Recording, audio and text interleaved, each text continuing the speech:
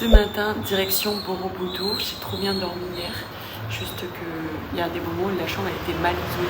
Du coup, j'entendais beaucoup de trucs. Comme je suis en plein centre-ville, j'entendais des bruits, mais c'était pas trop grave.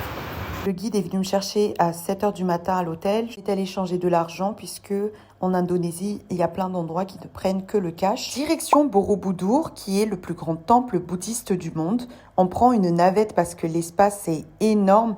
Là, vous voyez que c'est hyper bien conservé. On n'est qu'au début. Ça m'avait vraiment choqué. On va aller prendre des petites sandalettes. Il te donne des sandales à ta pointure et il t'appelle ensuite pour ton guide. Borobudur est un mélange d'idées architecturales, bouddhistes et cosmologiques. C'est un stupa destiné à honorer les cendres de Bouddha. Le stupa symbolise l'atteinte du nirvana ou l'absence absolue. Apparemment, ça prend 1 jour et demi si tu fais réellement le tour pour chaque étage et tu passes par plusieurs états.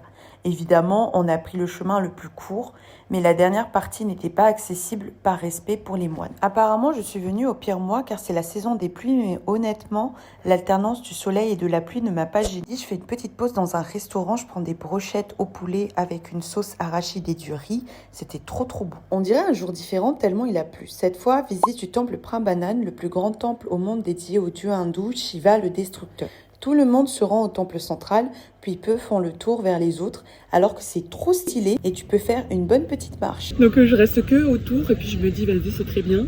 J'ai pas envie de rentrer dans le temple en fait parce qu'il n'y a pas du tout de lumière et ça fait trop peur.